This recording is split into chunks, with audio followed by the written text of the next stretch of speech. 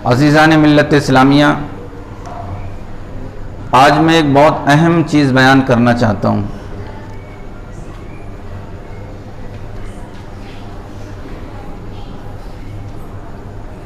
हम अहले बैत का जिक्र कर रहे हैं और ये अहले बैत जो है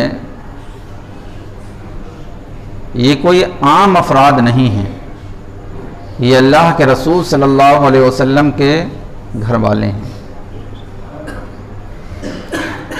तो जहनों के अंदर ये चीज़ नहीं आनी चाहिए कि ये मोहब्बत और उल्फत और ये अक़ीदत और अहले बैत का अदब व एहतराम सिर्फ हम करते हैं या हमारे लिए है, ऐसा नहीं है।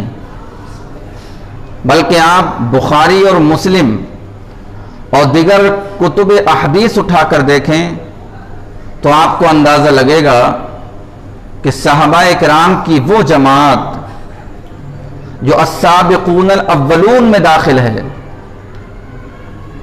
यानी वो जमात जिन्होंने सबसे पहले मुस्तफ़ा जान रहमत सल्लल्लाहु अलैहि वसल्लम पर ईमान लेकर आए, वो जमात हमसे ज़्यादा अहले बैत का अदब व एहतराम किया करती थी।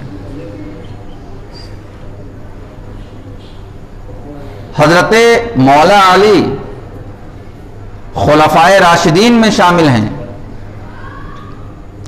और चौथे नंबर पर आपको ये खिलाफत मिली। इसका मतलब ये नहीं है कि जो इनसे पहले खलीफा गुजरे, हजरत सैयदना सिद्दीक़ अकबर, हजरत उमर फारूक आज़म, हजरत उस्मान गनी, ये मौला अली का अदब व एहतराम ना करते हों, ऐसा नहीं। या अहले बैत का अदब व एहतराम ना करते हों, बल्कि कुतुब अहदीस हमें ये बताती है कि हम और आप क्या अदब व एहतराम करते हैं जो खुलफाए राशिदीन और सहाबा इकराम अहले बैत का अदब एहतराम और उनकी अक़ीदत अपने दिल में रखा करते थे। अच्छा, आप खुद अंदाज़ा लगाएं, जो इंसान अल्लाह के रसूल से मोहब्बत करेगा, क्या वो अल्लाह के रसूल के घर वालों से मोहब्बत नहीं रखेगा? आप मुझसे मोहब्बत रखते हैं तो यकीनन अगर मेरे बच्चे होंगे तो उनसे भी आप मोहब्बत करेंगे, क्योंकि आपको मुझसे मोहब्बत है। बज़ाहिर अगर हम आज के माहौल पर नजर डालें तो एक इंसान अपने पीर से मोहब्बत करता है और उस पीर का बेटा कितना भी नाकारा क्यों ना हो जाए, फिर भी पीर के बेटे से खुद ब खुद एक दिली मोहब्बत रहती है। क्यों? हालांकि वो नाकारा हो, लेकिन उससे मोहब्बत हुआ करती है क्योंकि पीर का बेटा है वो। समझ रहे हैं? तो ये पीर और ये मुरीद या आकाए करीम सल्लल्लाहु अलैहि वसल्लम या उनके घरवालों की तरह तो नहीं हो सकते। और वो सहाबा इकराम की मुक़द्दस जमात जो अल्लाह के रसूल सल्लल्लाहु अलैहि वसल्लम से इतनी मोहब्बत करती हो, जो जमात इतनी मोहब्बत करती हो कि मेरे आका सल्लल्लाहु अलैहि वसल्लम जब वुज़ू बनाया करते थे तो आपके जिस्म अथर से जो पानी के कतरे टच होकर ज़मीन पर गिरते थे, सहाबा इकराम उन कतरों को अपने हाथों में लेने के लिए लड़ जाया करते थे। वो कतरा जमीन पर ना गिरना पाए, बल्कि अपने हाथों पे ले लिया, उसे पी लिया, या तो अपने चेहरे पर और अपने सर पर उसे मल लिया। ये अदा किसकी थी? सहाबा की अदा थी। तो ये वो सहाबा हैं जो हुजूर सल्लल्लाहु अलैहि वसल्लम के जिस्म से पानी टच हो जाए तो जमीन पर नहीं गिरने देते। तो उन जमात से ये कैसे उम्मीद लगा ली जा सकती है कि वो अहले बैत की अक़ीदत व एहतराम से खाली होंगे? नहीं। जो नबी का पानी जमीन पर जमात ना गिरने दे, वो उस खातून से कैसे मोहब्बत नहीं करेगी जिस खातून के सिलसिले में खुद अल्लाह के रसूल सल्लल्लाहु अलैहि वसल्लम इरशाद फरमाते हैं, फातिमा तो बिज़ातुम मिन्नी, फातिमा मेरे जिस्म का टुकड़ा है। तो आप अंदाजा लगाएं कि अहले बैत से अक़ीदत व मोहब्बत पूरी दुनिया के लिए जरूरी है। हर मुसलमान के लिए, मोमिन होने के लिए जरूरी है कि वो अहले बैत से मोहब्बत रखे। मैं आपको एक दो हदीस पाक यहां पर अर्ज करके बताता चलूं, तवील गुफ्तगू हो सकती है इस मौजू पर। आक़ाए करीम सल्लल्लाहु अलैहि वसल्लम के विसाल के बाद पहले खलीफा हजरत सैयदना अबू बकर सिद्दीक रज़ियल्लाहु ताला अन्हु हुए अमीरुल मोमिनीन। ये अहले बैत से कितनी मोहब्बत करते थे, अंदाजा लगाएं। अहले बैत से इनकी मोहब्बत कितनी थी। हजरत आयशा सिद्दीक़ा रज़ियल्लाहु ताला अन्हा रिवायत फरमाती हैं कि अल्लाह के रसूल सल्लल्लाहु ताला अलैहि वसल्लम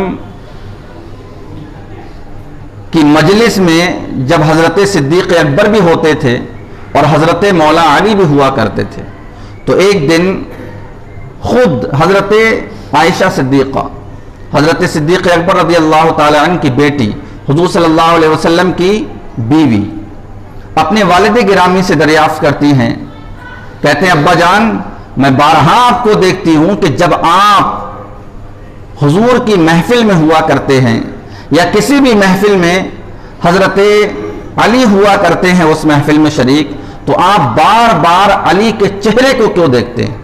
अंदाजा लगाएं, आप बार बार अली के चेहरे को क्यों देखते हैं? तो हजरत सिद्दीक़ अकबर इरशाद फरमाते हैं, मेरी बेटी, मैं अली के चेहरे को क्यों ना देखूं? मेरे आका फरमाते हैं अली का चेहरा देखना भी इबादत है। समझ रहे हैं? ये सिद्दीक़ अकबर हैं, खलीफा अव्वल हैं, अमीरुल मोमिनीन हैं, लेकिन अहले बैत का अदब आप देखें, अहले बैत की ताजीम, अहले बैत की इज्जत देखें। हर महफिल में हजरत सिद्दीक़ अकबर मौला अली को बार बार तका करते थे। जब उनसे पूछा गया आप ऐसा क्यों करते हैं, तो हजरत मौला अली ने इरशाद फरमाया कि मेरे आका फरमाते हैं कि अली की जियारत भी इबादत है, अली की जियारत भी इबादत है। एक मरतबा हजरत सिद्दीक़ अकबर रज़ियल्लाहु ताला अन्हु, हुजूर के विसाल के बाद की बात बता रहा हूं, आप मदीने तशरीफ लाए तो आपने हजरत इमाम हसन और हजरत इमाम हुसैन, ये भी छोटे हैं, हजरत इमाम हसन और हजरत इमाम हुसैन को क्या किया? अपने कांधों पे उठा लिया। हजरत इमाम हसन और हुसैन को देखकर इरशाद फरमाते हैं कि तुम दोनों पर मेरे माँ बाप कुर्बान, तुम दोनों पर मेरे माँ बाप कुर्बान हो जाएं, या आपने इरशाद फरमाया। और हजरत इमाम हसन और हुसैन को अपने कांधे पर सवार करके आपके घर तक ले गए। आपने ऐसा जानते हो क्यों किया?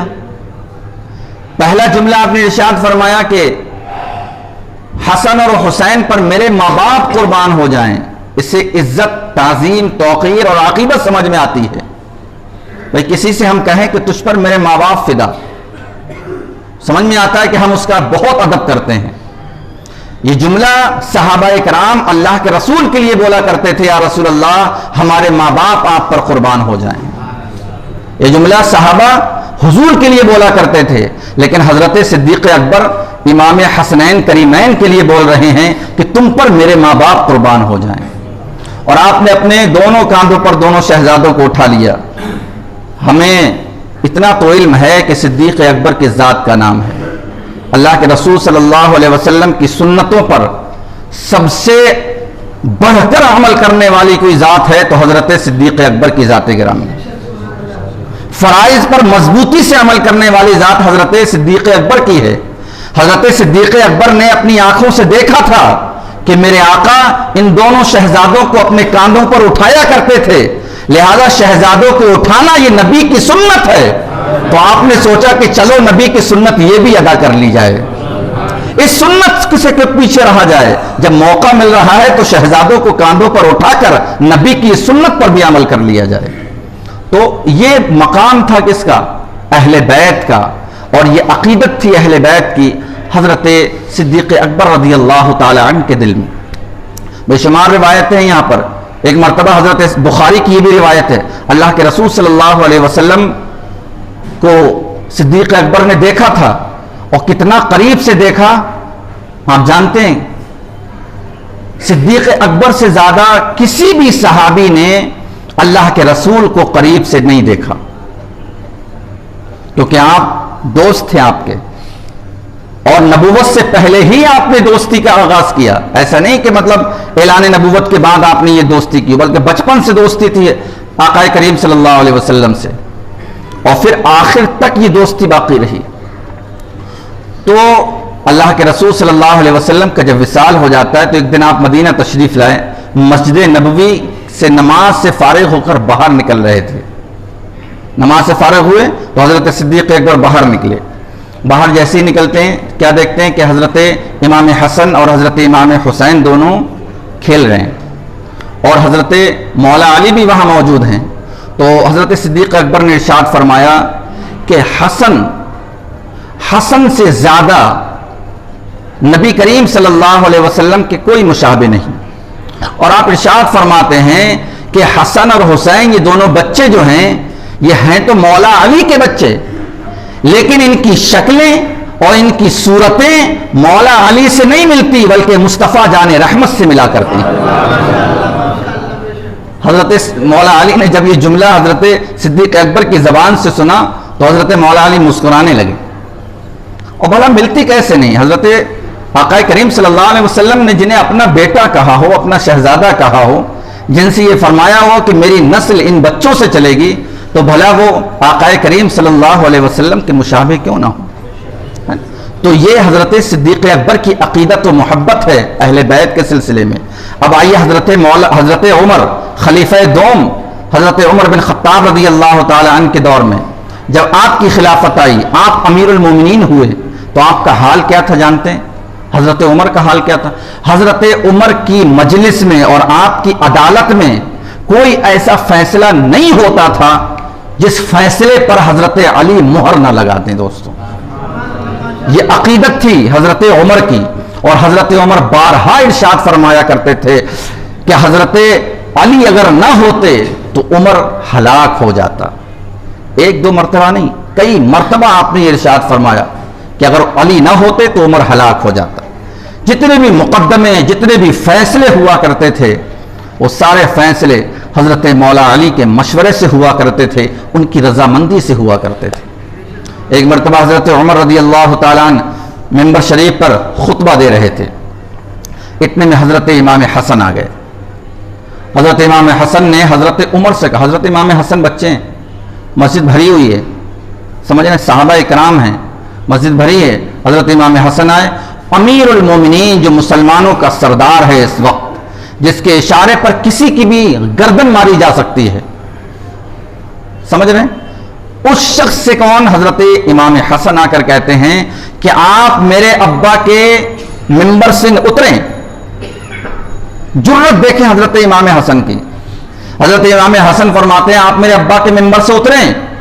मेरे अब्बा यानी आक़ाए करीम सल्लल्लाहु अलैहि वसल्लम, आप फरमाते हैं मेरे अब्बा के मिंबर से आप उतरें, ये मिंबर मेरे अब्बा का है, आप नीचे उतर आए। कुर्बान जाएं हजरत उमर बिन खत्ताब रज़ी अल्लाह तआला अन्हु पर।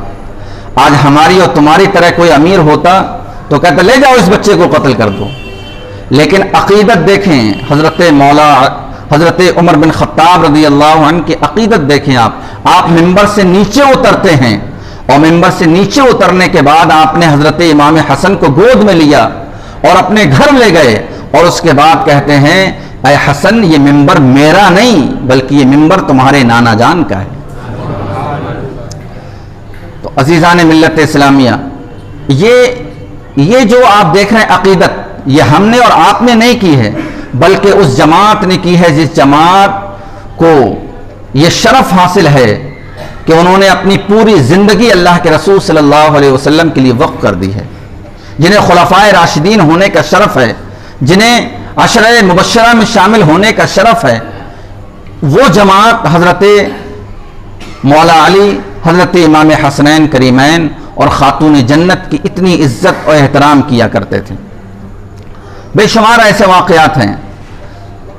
और हज़रत उस्मान गनी के अगर दौर में आप आएँ तो हज़रत उस्मान गनी की भी अक़ीदत आप देखें कि जब हज़रत मौला अली और ख़ातून जन्नत का निकाह हुआ था, तो मैंने इससे पहले भी बयान किया कि ख़ातून जन्नत का जब निकाह हुआ तो हज़रत मौला अली के पास कुछ भी नहीं था महर देने के लिए, कुछ नहीं था महर देने के लिए। तो आपने क्या किया? अपनी ज़िर मुबारक को बेच दिया। ख़रीदने वाले कौन थे? हज़रत उस्मान बिन अफ़्फ़ान, हज़रत उस्मान गनी रज़ी अल्लाह तआला अन्हु हैं, जो ज़िरा खरीद रहे 400 दिरहम में आपने हज़रत मौला अली की ज़िरा को ख़रीदा और ख़रीदने के बाद आपने 400 दिरहम भी अता किए और उसके बाद वो ज़िरा भी वापस कर दी, वो ज़िरा भी आपने वापस कर दी। तो ये मामलात किसके हैं? ये उस जमात के मामलात हैं जिसे खुलफाए राशिदीन कहा जाता है। समझ रहे हैं? और जब हजरत मौला अली का विसाल होता है, आपकी शहादत होती है, तो शहादत के बाद हजरत इमाम हसन अब मिंबर पर जाते हैं और मिंबर पर पहुंचने के बाद अपने वालिद गिरामी हजरत मौला अली के सिलसिले में खुतबा देते हैं। और खुतबे के जो अल्फाज थे उसमें आप इरशाद फरमाते हैं अपने वालिद गिरामी यानी मौला अली के सिलसिले में इरशाद फरमाते हैं कि जो शख्स यानी मौला अली हमारे दरमियान से रुखसत हो गया है, वो दुनिया के अंदर इतना अजीम और इतना अफजल था कि इससे पहले भी कोई ऐसा नहीं आया और सुबह क़यामत तक भी ऐसा नहीं आएगा। दोस्तों, ये मैं नहीं कह रहा हूं, ये हजरत इमाम हसन हजरत मौला अली के सिलसिले में इरशाद फरमा रहे हैं। तो दोस्तों, ये वो मुक़द्दस नफूस हैं जिनका देखना भी इबादत है और जिनका जिक्र करना भी इबादत हुआ करता है। तो जाहिर सी बात है, जब इस मुक़द्दस जमात ने अहले बैत की इतनी ताज़ीम की है, इतनी तौक़ीर की है, तो हमारे लिए ज़रूरी है, हमारा अव्वलीन फरीज़ा है, हमारे मोमिन होने की ये अलामत है कि अगर हम अहले बैत से मोहब्बत रखते हैं तो मोमिन हैं, और अगर बुग़्ज़ आ जाए अहले बैत का तो वो शख्स मोमिन नहीं, वो मुनाफिक हुआ करता है। पहले कैफ हम गुफ्तगू को आगे बढ़ाते हैं। इतना याद रहे कि यह अहले बैत की ताज़ीम, अहले बैत की तौक़ीर, अहले बैत का अदब व एहतराम करना, यह ऐसा नहीं कि हम और आप कर रहे हैं या सिर्फ शिया बिरादरी करती है। ये जहनों से निकाल दिया जाए कि अहले बैत का अदब व एहतराम शियाओं का हिस्सा है, नहीं, बल्कि सहाबा इकराम की सुन्नत है। अहले बैत का अदब करना, अहले बैत का एहतराम करना एक मोमिन की अलामत है। अहले बैत की इज्जत करना, अहले बैत की अक़ीदत रखना, दोस्तों, है ना। हजरत इमाम हसन रज़ी अल्लाह ताला अन्हु, जब हजरत मौला अली का इंतकाल हुआ, आपकी शहादत हुई, तो आप खिलाफत पर आए। लोगों ने आपको अमीर चुना, लेकिन आपकी खिलाफत बहुत ज्यादा दिन तक नहीं रही। सहाबा इकराम जो 4 खुलफा हैं, उनमें खिलाफत का जो दौर है, इस दौर में हजरत इमाम हसन के भी 6 माह शामिल हैं। 6 महीने तक हजरत इमाम हसन खलीफा रहे और उसके बाद आपने खिलाफत से दस्तबरदारी हासिल कर ली। वो खिलाफत हजरत अमीर माविया रज़ी अल्लाह ताला अन्हु को दे दी।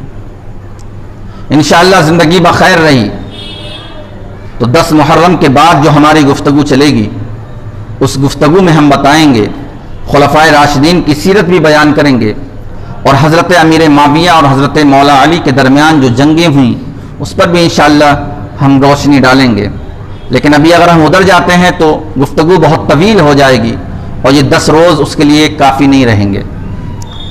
इसलिए मुख्तसर हम ये बयान करते हैं कि हज़रत इमाम हसन रज़ी अल्लाह ताला अन्हु इमाम हज़रत मौला अली की शहादत के बाद खलीफा हुए और 6 महीने तक आपने खिलाफत फरमाई। 6 महीने के बाद आपने खिलाफत हज़रत अमीर माविया रज़ी अल्लाह ताला अन्हु को दे दी। क्यों दे दी? उसकी वजूहात क्या थी? हज़रत उस्मान गनी की शहादत के बाद बेशुमार फितने इस उम्मत में पैदा हो गए। नासबी फितना निकला, खारजी फितना निकला, ये सारे फितने निकले जिन्होंने मौला अली को दोषी करार दिया, जिन्होंने ये साबित करने की कोशिश की कि हज़रत उस्मान गनी की शहादत में माज़ल्ला हज़रत मौला अली का हाथ है। ऐसा नहीं हो सकता दोस्तों, अक्लें भी इस बात को तस्लीम नहीं करती। लिहाजा जब हज़रत मौला अली की शहादत हुई तो हज़रत इमाम हसन खलीफा हुए और जब इनकी खिलाफत रही, एक बात यहाँ आप समाअत कर लें कि जब मौला अली की खिलाफत थी, उसी दौर से, उसी वक्त से हज़रत अमीर माविया रज़ियल्लाहु ताला अन्हु ये चाहते थे कि खिलाफत मेरे हिस्से में आए, अमीरुल मोमिनीन मैं कहलाऊं। और इस वजह से काफी आपस में जंगें भी हुई हैं हजरत अमीर माविया के दरमियान और हजरत मौला अली के दरमियान। लेकिन मौला अली थे, भला उनसे मुकाबला करने की किसको ताब है, चाहे वो हजरत अमीर माविया ही क्यों ना हो, क्योंकि मौला अली के मकाम को हजरत अमीर माविया कभी नहीं पहुंच सकते। ये बात याद रखें। सहाबी रसूल हजरत अमीर माविया भी हैं, लेकिन जो मकाम व मर्तबा मौला अली को हासिल है वो हजरत अमीर माविया को हासिल नहीं है। जब हजरत मौला अली का विसाल हुआ, यानी आपकी शहादत हो गई, तो अब हजरत अमीर माविया ने एक अजीम लश्कर के साथ, बहुत बड़े लश्कर के साथ हजरत इमाम हसन पर चढ़ाई कर दी, हमला करने की कोशिश की, और उस लश्कर ने हजरत इमाम हसन के शहर मदाइन को घेर लिया। आप मदाइन में रहते थे, उसे घेर लिया। लोगों ने बताया हजरत इमाम हसन को कि हजरत अमीर माविया की फौज ने आपके पूरे शहर को घेर लिया है, अगर वो हमला कर दे तो शहर का कोई फर्द नहीं बचेगा। अब ऐसी कंडीशन में हजरत इमाम हसन ने मसलहत से काम लिया और हजरत अमीर माविया से सुलह कर ली। चंद शर्तों को सामने रखकर आपने क्या किया, सुलह फरमाई। उनमें से शर्तें क्या थीं? उनमें से एक शर्त यह थी हजरत इमाम हसन की कि आप आज से आप खलीफा होंगे, लेकिन आपकी वफात के बाद, आपके विसाल के बाद खिलाफत हजरत इमाम हुसैन को मिलनी चाहिए। यह शर्त मान ली गई। दूसरी शर्त आपकी यह थी कि हजरत अली और हजरत अमीर माविया के दरमियान जो जंगें हुई हैं, उन जंगों में जो हजरत अली के साथ थे उनसे मुआखजा न किया जाए, यानी उन्हें सजाएं न दी जाएं जो हजरत मौला अली के साथ थे। और तीसरी शर्त यह थी आपकी कि मेरे ऊपर जो कर्ज है, मेरे ऊपर जो दैन है, वो सारा का सारा कर्ज आपको अपनी जायदाद से अदा करना होगा। समझ रहे हैं? ये शर्तें हजरत इमाम हसन ने रखी। हजरत अमीर माविया रज़ी अल्लाह ताला अन्हु ने इन शर्तों को कबूल कर लिया। हिजाज के रहने वाले लोगों से मुआखजा नहीं लिया गया। उसके अलावा हजरत इमाम हसन पर जो कर्ज था वो सारा के सारा हजरत अमीर माविया ने अदा किया।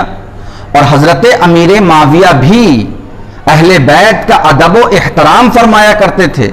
ऐसा नहीं कि अदब व एहतराम ना फरमाते हों, बेइंतहा अदब व एहतराम था। आप सबसे ज्यादा वजीफा हजरत इमाम हसन को दिया करते थे, ये बात याद रखें। और जंग के दरमियान, एक इबारत मेरे जहन में आ रही है, जंग के दरमियान किसी शख्स ने कोई मसला हजरत अमीर माविया से पूछा, तो हजरत अमीर माविया और हजरत मौला अली की जंग हो रही है। हजरत अमीर माविया के मुकाबले में मौला अली हैं और मसला पूछने वाला हजरत अमीर माविया से मसला पूछ रहा है, तो हजरत अमीर माविया बरजस्ता कहते हैं, अगर तुम्हें मसला पूछना है तो अली के पास जाओ, अली से बड़ा कोई इस दौर में फकीह है ही नहीं है। तो हजरत अमीर माविया भी मौला अली का अदब एहतराम करते हैं, समझ रहे हैं। लेकिन मसलहतों के तहत बेशुमार चीजों को सामने रखते हुए ये जंगें हुई हैं। बहरे कैफ ये उन लोगों की जंगें हैं, इसके इख्तिलाफ में अभी पढ़ने की जरूरत नहीं, बस इतना समझें कि शर्तें रखी गईं और हजरत अमीर माविया ने उन शर्तों को कबूल किया और फिर हजरत इमाम हसन ने खिलाफत से दस्तबरदारी इख्तियार कर ली और आप शहर मदाइन को छोड़कर मदीना शरीफ तशरीफ ले आए। बकिया जिंदगी आपने मदीने में गुजारी और तकरीबन 20 साल हजरत अमीर माविया जो दमिश्क की सरजमीन पर रहते थे, आपकी हुकूमत रही और आपके दौर में इस्लाम का बड़ा बोलबाला हुआ। इस्लाम ने बड़ी फतूहात हासिल की, मुसलमानों की बड़ी जमातें बढ़ी और इस्लाम का जो दायरा था वो बड़ा वसी हुआ। और इंशाअल्लाह मैं हजरत अमीर माविया की जिंदगी जब कल बयान करूंगा तो उसमें बयान मैं बताऊंगा आपको। अभी हजरत इमाम हसन के बारे में सुने। हजरत इमाम हसन रज़ी अल्लाह ताला अन्हु ने खिलाफत दे दी और मदीना तशरीफ ले आए। हजरत इमाम हसन रज़ी अल्लाह ताला अन्हु का एक मामूल ये था कि आप शादियां बहुत करते थे, ये रिवायत आपकी तरफ मंसूब है, आप शादियां बहुत फरमाते थे। यहां तक आता है कि आप निकाह करते थे और दूसरे दिन तीसरे दिन आप उस औरत को, उस खातून को तलाक दे देते थे। हजरत इमाम हसन निकाह फरमाते थे और उसको तलाक दे दिया करते थे। और मौला अली ने बज़ाब्ता ये ऐलान कराया था शहर में कि कोई अपनी बेटी हसन को ना दे, इसलिए कि इनकी आदत यह है कि ये तलाक दे देते हैं, दूसरे दिन तीसरे दिन हफ्ते में औरत को तलाक दे दिया, फिर दूसरे से निकाह कर लिया। लिहाजा मौला अली ने ऐलान कराया कि कोई इनको अपनी बेटी ना दे। बहरकैफ ऐलान कर दिया गया, लेकिन लोग फिर भी अपनी बेटियां हजरत इमाम हसन को दिया करते थे। अब बज़ाहिर तो हमें ऐसा लग रहा है कि यह आयब है, भाई किसी की इज्जत से खेलना, किसी को निकाह करके छोड़ देना, फिर उसे तलाक दे देना, यह ऐब की बात है, इस तरह नहीं करना चाहिए। लेकिन हजरत इमाम हसन की फिक्र भी देखें आप, हजरत इमाम हसन की भी फिक्र देखें। हजरत इमाम हसन खुद कहते हैं कि अल्लाह के रसूल सल्लल्लाहु अलैहि वसल्लम ने इरशाद फरमाया कि जिसका रिश्ता मुझसे हो जाया करता है, दुनिया के जो रिश्ते हैं, ये बात याद रखें, हमारा और आपका रिश्ता, मेरे और मेरे बाप का रिश्ता, मेरी और मेरी औलाद का रिश्ता, मेरे चचा ताऊओं का रिश्ता, मेरे खालाजाद भाइयों का रिश्ता, ये जितने भी रिश्ते हैं ये सारे के सारे दुनिया में हैं। कब्र में पहुंचने के बाद कोई रिश्तेदार नहीं, कोई रिश्तेदार नहीं, कब्र में कोई रिश्तेदार नहीं, हश्र में कोई रिश्तेदार नहीं, वहां सिर्फ अमल काम करेंगे। लेकिन मेरे आका इरशाद फरमाते हैं कि मेरा रिश्ता ऐसा रिश्ता है जो दुनिया में भी कायम रहेगा और आखिरत में भी कायम रहेगा। दुनिया में भी कायम रहेगा, वो आखिरत में भी कायम रहेगा। हज़रत इमाम हसन फरमाते हैं मैं निकाह इसलिए ज़्यादा करता हूं ताकि जो औरत मेरे निकाह में आ जाएगी वो सिर्फ मेरी बीवी नहीं रहेगी बल्कि मुस्तफ़ा की बहू भी बन जाएगी। समझ रहे हैं? वो सिर्फ मेरी बीवी नहीं होगी बल्कि मुस्तफ़ा की बहू भी होगी, और जिसका रिश्ता मुस्तफ़ा से कायम हो जाएगा तो दुनिया में भी कायम रहेगा और आखिरत में भी कायम रहेगा। अच्छा, एक बात यह भी है, यहां पर सवाल उठता है कि अगर यह आयब था, अगर हम और आप करें तो आयब है, अगर यह आयब होता लोगों की नजर में तो कोई अपनी बेटी देता? कोई नहीं देता। भाई एक को तलाक दिया, दूसरे को, तीसरे को, 10-12 को तलाक देने के बाद फिर कोई अपनी बेटी नहीं देता। कहता भाई, और कोई औरत उनके निकाह में जाने को राजी भी नहीं होती कोई औरत निकाह में जाने को राजी नहीं। वो जानती थी कि भाई 2 दिन के बाद तलाक मिल जाएगी तो जाने की क्या जरूरत है। लेकिन औरतों की भी यह ख्वाहिश थी और उन बच्चियों के वालिदैन की भी यह ख्वाहिश हुआ करती थी कि भले वो एक रात के बाद सुबह तलाक दे दें, कम से कम मुस्तफ़ा जाने रहमत सल्लल्लाहु अलैहि वसल्लम की बहू बनने का एक रात के लिए शरफ जरूर मिल जाएगा। एक रात के लिए शरफ मिल जाना मुस्तफ़ा की बहू बनने का, यूं समझो कि दुनिया और आखिरत की हर नेमत से अफजल है। समझ रहे? इसलिए लोग अपनी औरतें, अपनी बीवियां, अपनी बच्चियां दे दिया करते थे और शौक से जाया भी करते थे। बहरकैफ 6 महीने की खिलाफत के बाद फिर आपको जहर दे दिया गया और उसी जहर की आपको तकरीबन 5 मरतबा जहर दिया गया, और जब 6ठी मरतबा आपको जहर दिया तो वो जहर इस कदर सख्त करार दिया, इतना सख्त जहर दिया कि आपकी जो आंतें थी वो पाखाने के रास्ते से कट कट के आने लगी। हजरत इमाम हसन, हजरत इमाम हुसैन अपने भाई हजरत इमाम हसन के पास आए और उन्होंने पूछा कि आपको किसने जहर दिया है? आपने बताया नहीं, हालांकि आप जानते थे। ये हजरत इमाम हसन का सब्र और तहम्मुल था कि कातिल का नाम जानते हुए भी आपने नहीं बताया। हजरत इमाम हुसैन ने बारहा अपने बिरादर अकबर से पूछा कि किसने तुम्हें जहर दिया है? आपने नहीं बताया। आपने इरशाद फरमाया कि हुसैन, अगर मैं तुम्हें बता दूंगा तो तुम उससे किसास लोगे, यानी जान का बदला जान, उसे भी कत्ल किया जाएगा।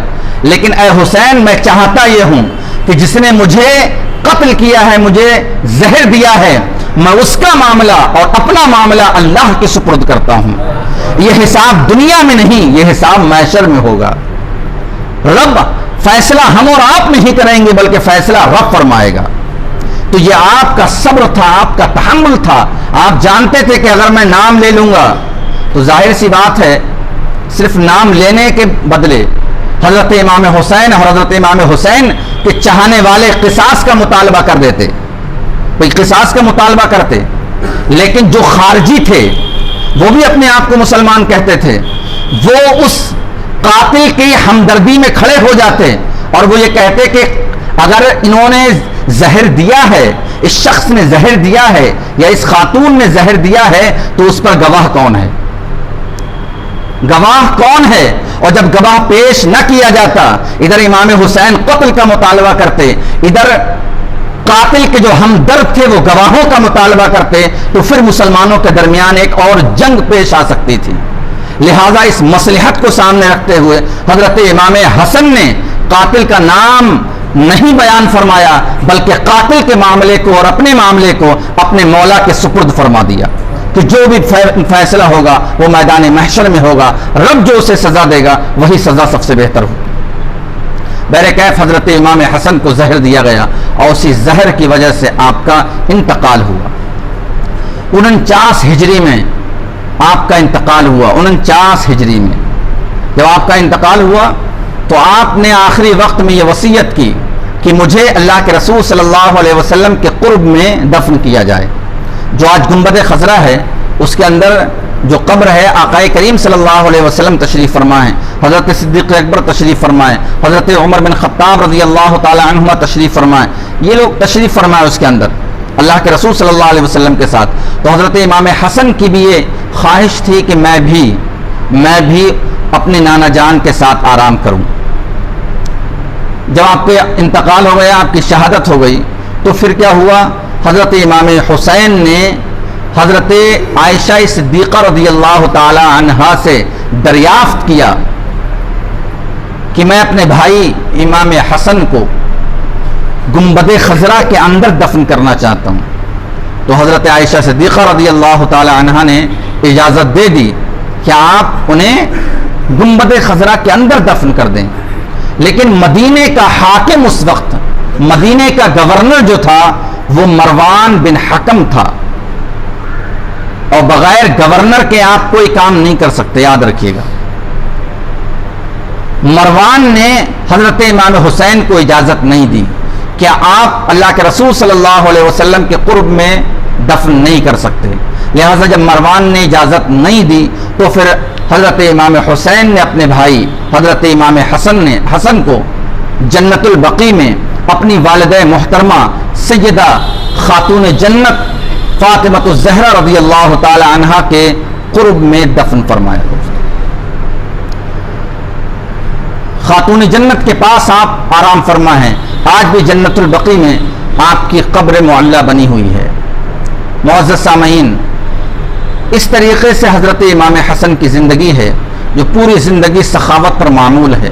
आपको जितना भी वजीफ़ा मिलता था हजरत सिद्दीक़ अकबर के दौर में या हजरत उमर बिन ख़त्ताब रज़ी अल्लाह ताला अन्हु के दौर में या हजरत अमीर माविया के दौर में, वो सारा का सारा वजीफ़ा हजरत इमाम हसन गरीबों में, मिस्कीनों में उसे खैरात फरमा दिया करते थे।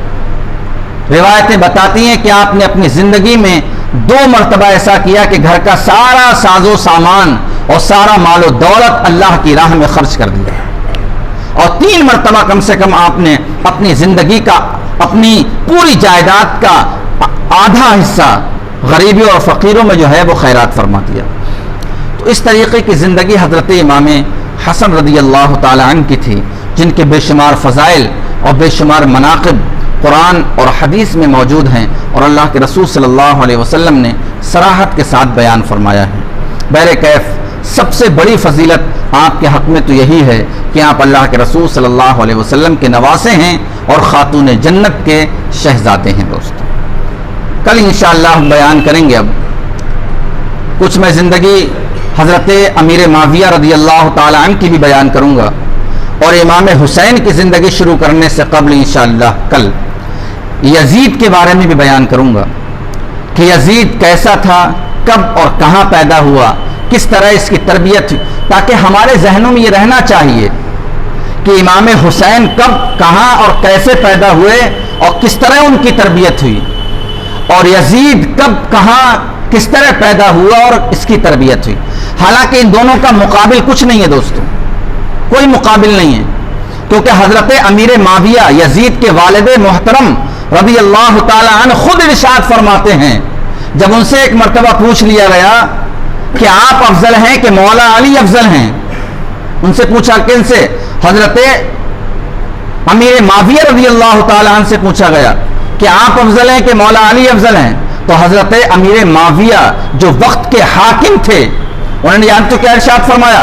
उन्होंने इरशाद फरमाया, तुम मेरी बात करते हो, तुम मेरी बात करते हो, बल्कि अबू सुफियान की पूरी नस्ल, तवज्जो चाहता हूं, अबू सुफियान की पूरी नस्ल हजरत अली रज़ी अल्लाह ताला अन्हु के वो खुतूत जो हजरत अली खुतूत लिखते थे, आप फरमाते हैं कि अबू सुफियान की पूरी खत, पूरी नस्ल हजरत अली के लिखे हुए खुतूत से भी अफजल नहीं है। दोस्तों, जात से अफजल होना तो दरकिनार, अली के कलम से, अली की तहरीर से निकली हुई जो रोशनाई है, उस रोशनाई से भी अफजल अबू सुफियान की पूरी नस्ल नहीं है। दोस्तों, ये कौन कह रहा है? यजीद के वालिद गिरामी हजरत अमीर माविया फरमा रहे हैं।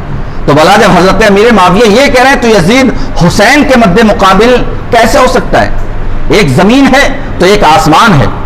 लेकिन मैं यहां सीरत बयान कर रहा हूं, हमें करबला मुअल्ला का वाकया बयान करना है, इसलिए हम चाहते हैं कि हजरत इमाम हुसैन की सीरत हम बयान करें। उससे पहले यजीद के सिलसिले में भी हम कुछ बयान कर दें। कुरान और हदीस की रोशनी में, अक़वाल सलफ़ और खलफ़ की रोशनी में हम बयान करेंगे कि यजीद कैसा इंसान था, और फिर इंशाअल्लाह हम हज़रत इमाम हुसैन की ज़िंदगी बयान करेंगे तो सुनने में लुत्फ़ और ज़्यादा आएगा। मेरे कैफ़ अल्लाह रब्बुल इज़्ज़त की बारगाह में दुआ है, मौला ताला हम सबको अहले बैत से सच्ची मोहब्बत अता फरमाए और सहाबा इकराम के नक्श कदम पर, उनकी सुन्नतों पर अमल की तौफ़ीक़ अता फरमाए।